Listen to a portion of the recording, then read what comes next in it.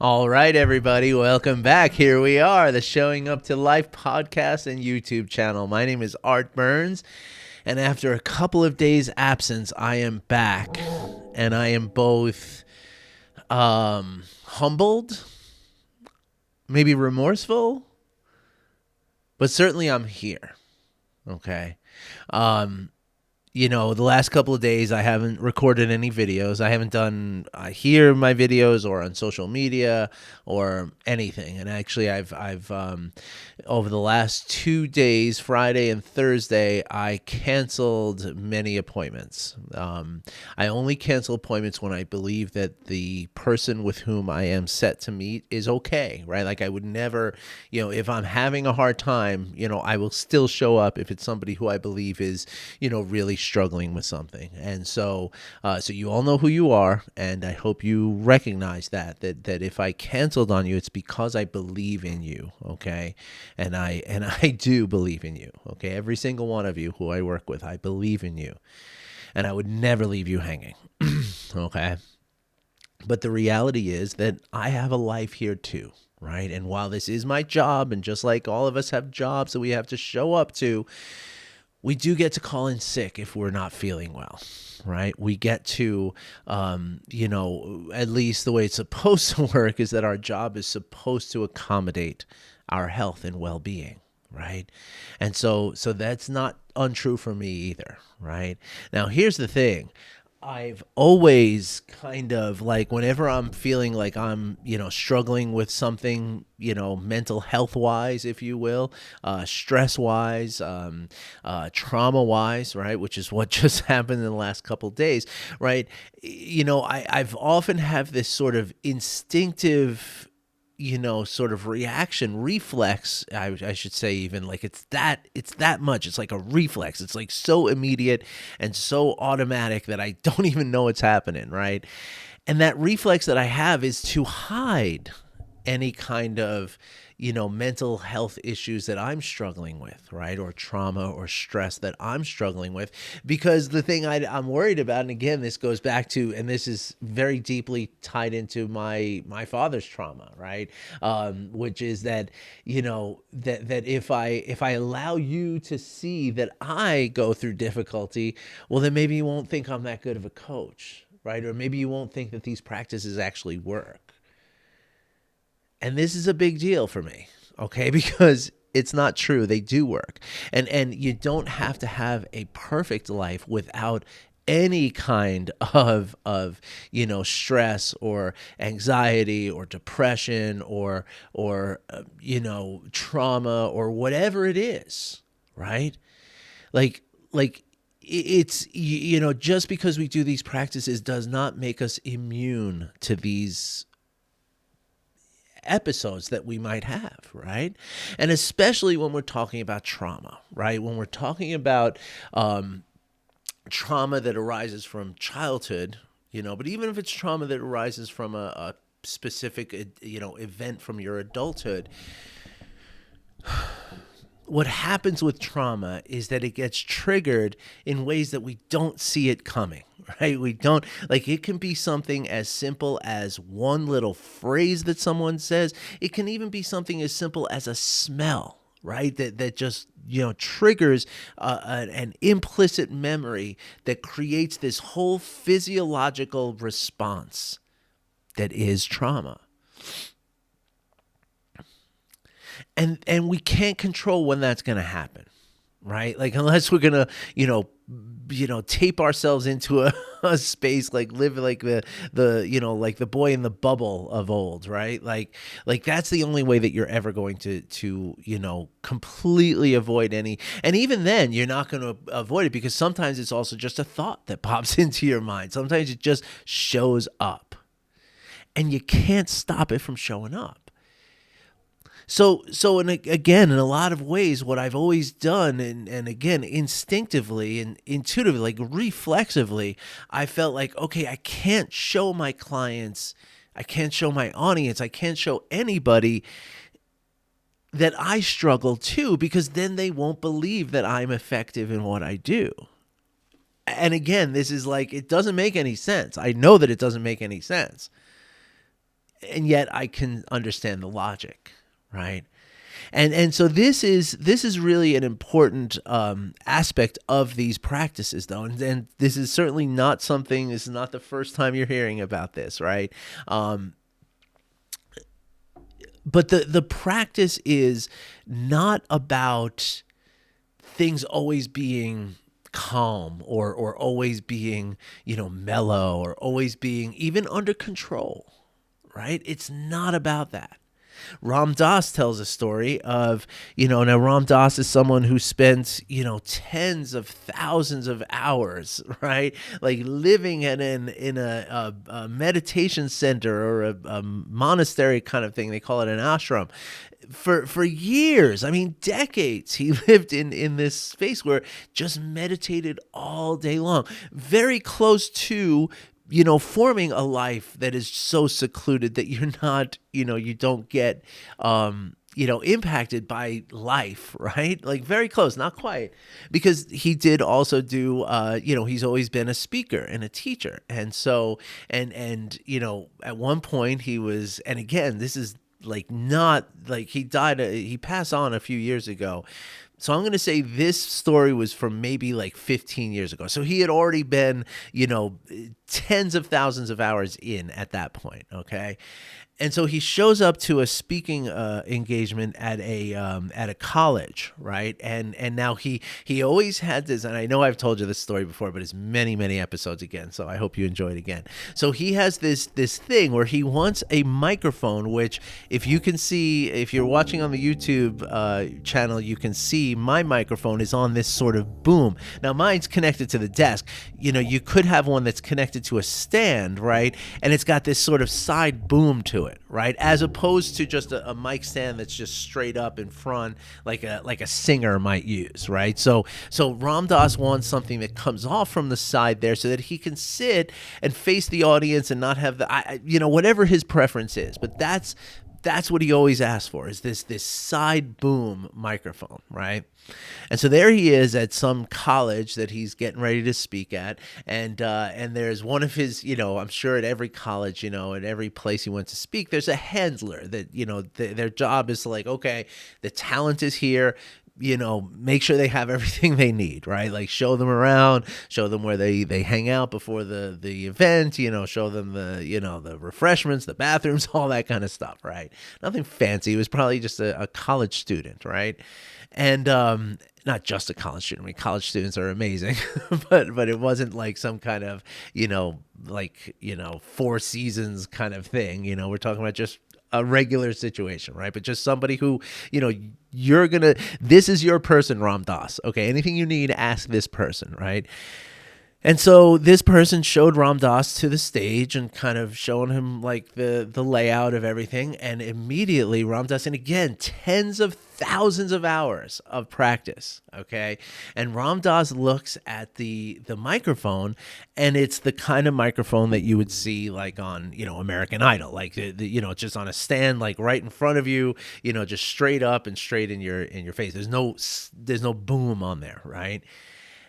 And Ram Dass describes that he just all of a sudden became completely tense and got upset and started getting bent out of shape until this I think he said it was a girl, like 19, 20-year-old kid. He's like, "What's with this microphone stand? That's not the microphone stand I said I wanted."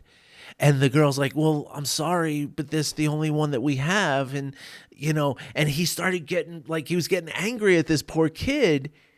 And then immediately he started laughing hysterically, the way he describes it. He just all of a sudden just started laughing like somebody told him the funniest joke in the world. Because he saw that he got caught up in it. And again, there's a guy that's been at it for decades. Literally living and breathing meditation and mindfulness and compassion. Literally breathing it every day. Like for 10 to 12 hours a day. For decades. And he still got caught up in it. Right? You'll sometimes get caught up in it. I get caught up in it too. right? And so again, just like I did in the last couple of days, right? And so again, the idea is not to think that there's ever a time where you won't get caught up in it, right? That's the point.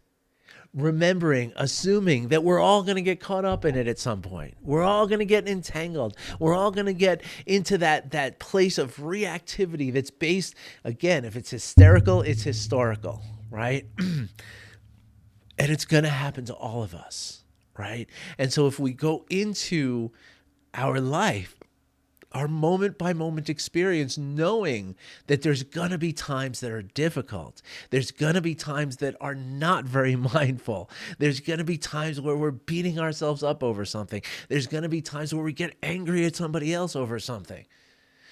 So it's not about avoiding that.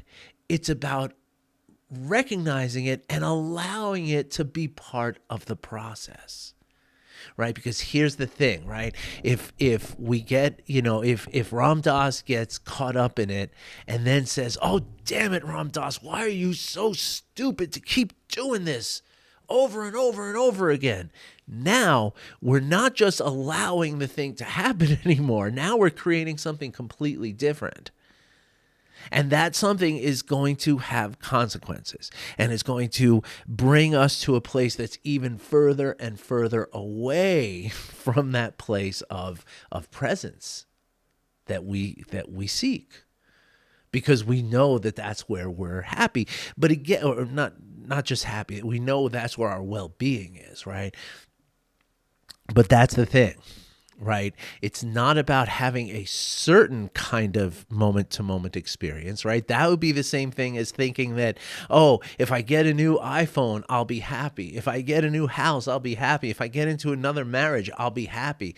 No. That's not where your happiness is. Your happiness is inside of you. All that stuff is just stuff. And eventually the new iPhone is the old iPhone. Eventually the new marriage is the old marriage. Eventually the big house is not so big anymore because your family grows, right? And so we can put ourselves on a treadmill that way. In the same way, if we constantly are striving for some kind of, certain experience in our moment-to-moment experience, right? Meaning, if we expect that only if we're calm all the time is that life worth leading kind of thing, right? So instead of looking for a certain type of experience, what we do is we just become present and accepting of every experience we're having. And this is how we work it in meditation too. I actually, as I've told you, I do TikTok videos here, right? And so I try to do it every day. I'm not that good at it, but I try to do a 3-minute little meditation every day, right? And one of the things that I said in this meditation the other day was that you're not controlling your breath. You're not doing anything with your breath. You're just allowing your body to do what it's been doing all day, right? You're not physically doing anything. You're just watching it as it's already happening. And that's exactly, and so somebody replied back dude, that was what I needed to hear, because so many times people say, oh, pay attention to your breath, feel your breath, and that causes stress. And I remember that too, feeling well, am I breathing right? How do I know if I'm breathing right? And how am I even alive if I'm not breathing right? If I can't get breathing right, gosh, what has my life come to? That is all kinds of stuff that you just don't need. It's not benefiting you in any way, shape, or form to have those kind of feelings, right? So instead, just look at the breath as something that's happening, right? Just like you look at my trauma response over the last 2 days, my trauma trigger over the last 2 days. It's just something that happened, right? And if I can be present with the process, yes, I mean, you bet your bottom dollar. I watched a bunch of Netflix the last couple of days, and I just sat around like a bump on a log. You bet your bippy I did. Because that's what my body needed. I also did a lot of meditation. I also did tons of self-compassion. I mean, every minute I was practicing self-compassion for myself, acknowledging how hard this is, acknowledging that this pain and the suffering actually makes me part of humanity. And then supporting myself through that. And yeah, breaking my diet a little bit, not doing my exercise a little bit. I still did the laundry because that needs to get done. And I have an obligation to my family for that, right? But again, where I could, I didn't do things. And I just allowed myself to be present with what was happening. Not saying, oh, you got to get into a better state of mind. You got to change everything. That's the exact opposite of what this work is all about. So anyway, thank you for your patience with me. Thank you for your understanding. I'm thanking you in advance because you all have been so supportive with me all the time, and I'm just thanking you in advance for the support that I have a feeling I'm going to get. If at any point, though, I mean, if any of you do feel like, hey, you know what, this is BS, I want to hear that. Okay, really hold me accountable. Okay, because if that's the case, I mean, I could also just show up and do the episode from that place. That's an interesting idea. I'd have to think about that one for a minute. But I guess I could. I don't know if you'd want to see that. But anyway, let me know what you think. All right, I'm going to be back in the next segment real quick about how we can, be contemporary with these practices. I'll tell you what that means in just a few minutes. All right, everybody, welcome back to segment number 2 on this Saturday, October 30th. Oh my gosh, it's almost Halloween. I hope all of you folks who have kids, or even if you're a big kid yourself, I hope you're getting really excited for it, and I hope you all have a lot of fun. Be careful, of course, but have fun. And really, so many times, and this is going to tie into what we're talking about here today, that so many times, there's this sense of, it's hard sometimes, right? Like, Sunday night, you probably got work in the morning, and all that kind of stuff. And it might feel like, oh gosh, the last thing I want to do is walk around in the cold, and just deal with my kids and their sugar high and all that kind of stuff. But remembering that it's important for them, to have this time, right? And it's important to sort of allow them to have it, even if tomorrow's going to hurt as a result, try to live today with them, for them, right? But that also, and this really does tie into what I'm going to talk about in this second segment here today. But it's important also that when we honor that and allow the kids to have their good time in Halloween, right? It's very important also to remember that Halloween doesn't have to be a certain thing in order for the kids to really enjoy it. Right.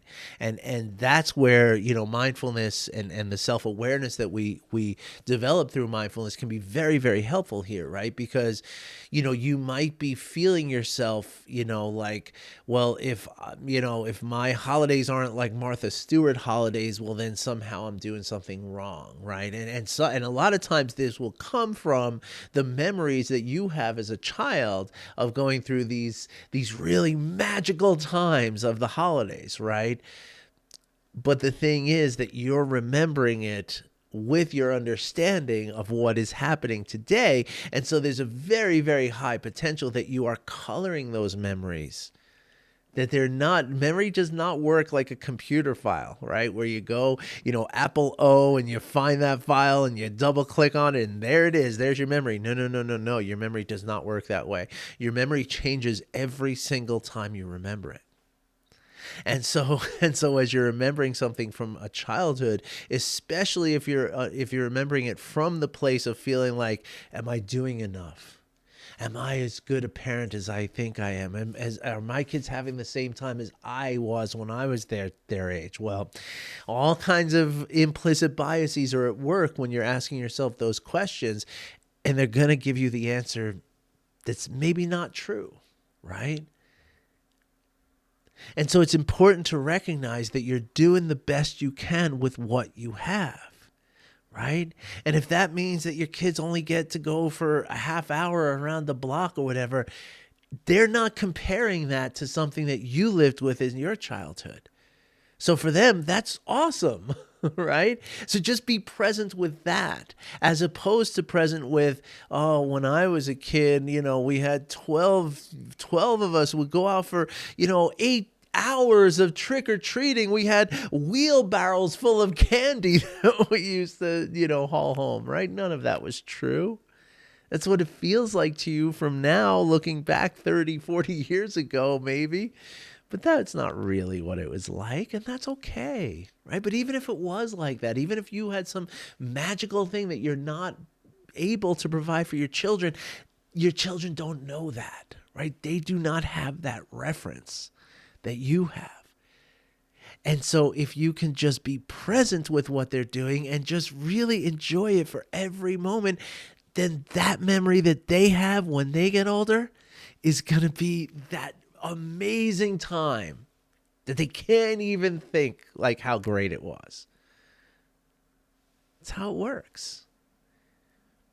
But if you're down on yourself and you're having you're letting yourself become stressed or moody or gloomy about it, well, then that's going to color the experience that your kids have. And then maybe next year they say, I don't really want to go on Halloween because it seems to bother mom or dad. Right? That's what we're talking about here. And let me lead that into this segment that we're talking about here. So I posted this on TikTok earlier because I think this is really, really important. And I think there's a lot of people now here on this channel.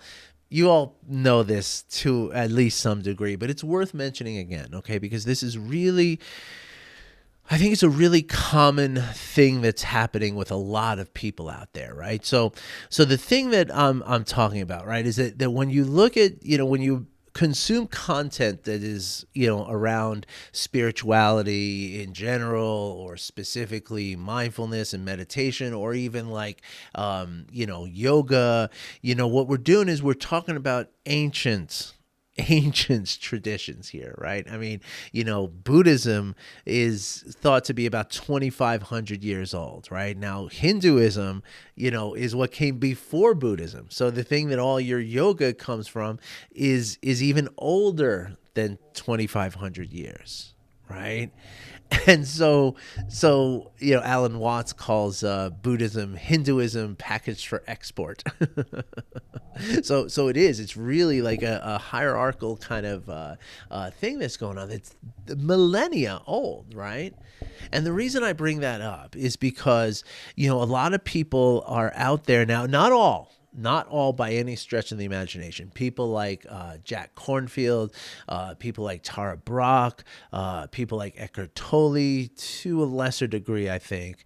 Some of these people are really good at sort of contemporizing these practices, right? Like sort of translating them into the modern life, right?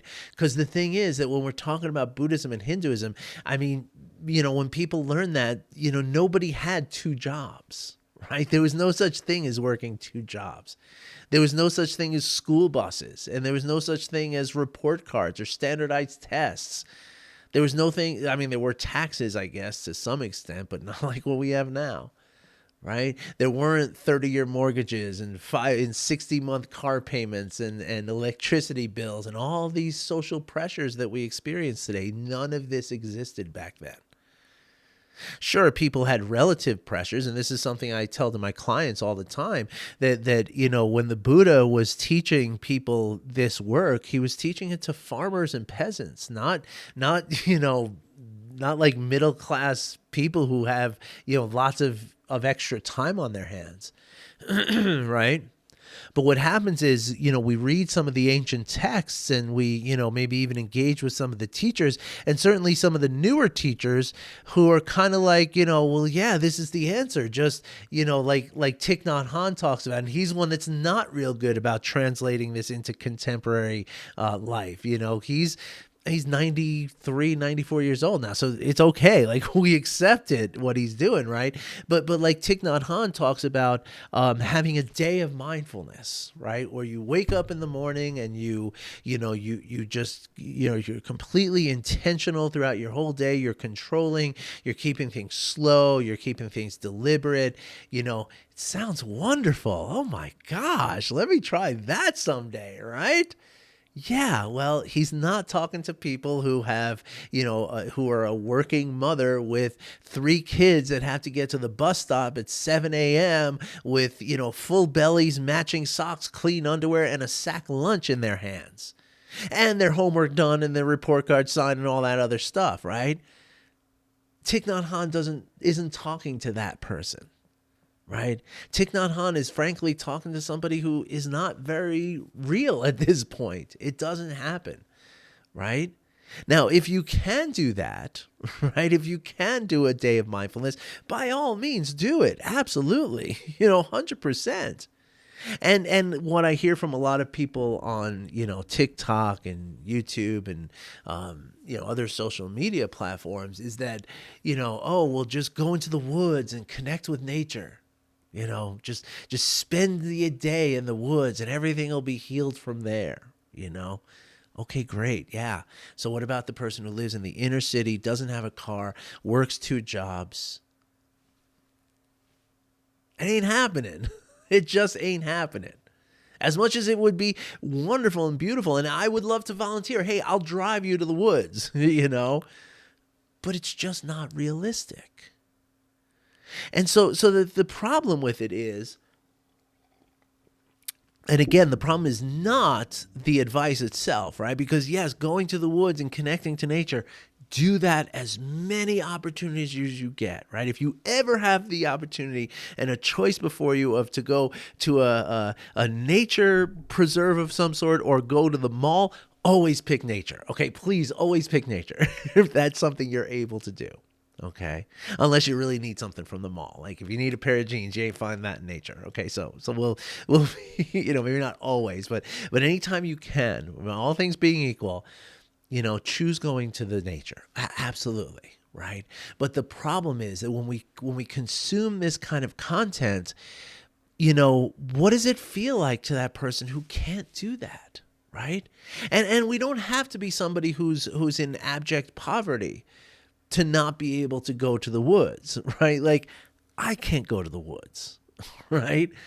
I have 2 kids that I homeschool. I do this work. I coach. I have steady clients. I have to do the laundry. I have to do the dishes. I have to, prepare meals for the rest of the week. I'm busy. I'm very, very busy. So taking 4 hours and going to the woods, I can do that maybe once every few months. And that's not enough, right? That is not enough for any kind of healing to take place. So what happens is a lot of times when we consume this kind of content, right, where you got some person on TikTok telling you, oh, just get away from it and go into the woods and, everything will feel better. It's like, well, dude, that's not, and what happens is when people are watching that and realizing that they can't do that, well, now what are they asking themselves? What's wrong with me? Why is my life so effed up that I can't do this like this guy on TikTok is telling me to do? And now we're feeling shame. But we're feeling shame over something that we have no control over, right? Like, it's not your fault that there's not a single city in America where a full-time minimum wage job can pay for the rent. It just doesn't exist. Not in a single city in America can a person work one full-time job and afford like a 2-bedroom apartment. It's just not possible. A minimum wage job. It's just not possible. Okay. So in the time of the Buddha, that wasn't the case. Right. And so when somebody is telling you like, oh, just go out into nature, it's going to feel like, well, that's not accessible to me. And so now I'm going to feel shame about the reason why that's not accessible to me. But B, and really important, it's going to make people feel like, well, then I guess I can't benefit from mindfulness practices. So I might as well move on. I guess I'll just drink alcohol instead or something like that to address my stress. And that is really horrible. I don't want to hear people say that because it's not true, right? Because again, the Buddha himself was teaching people who didn't have time. So what he taught them was how to do the practice while you're plowing the fields, while you're milking a cow, while you're feeding a baby. And that's the concept. That's the answer here. The answer is not to say, oh, just unplug and go. And, again, if you can, yeah, sure, it's going to help. But most of us, at this point in time, most of us cannot do that. And so instead, what you can do is you can use the busyness of your life to practice mindfulness. You can actually make that the object of your practice, just like plowing a field or milking a cow or feeding a baby. And that's where a coach comes in, right? Not to be self-promoting here. I'm not about that, but that's where a coach can help you to fit that into your life. And a lot of times that means you're not going to be able to do 20 minutes of meditation ever. And that's okay. Because I have a whole roster of clients who have never done 20 minutes of meditation in a single day of their lives, and yet they've watched things completely turn around for themselves. Completely. They never went out into the woods. They never spent a day of mindfulness, right? So anyway, it's just a sort of public service announcement, I suppose. And I hope you enjoyed it, and I hope this is beneficial to you. And I'll be back again tomorrow. And thank you again for your patience and hopefully your forgiveness for missing you a couple of days. I'll be back again tomorrow, I promise. Take care.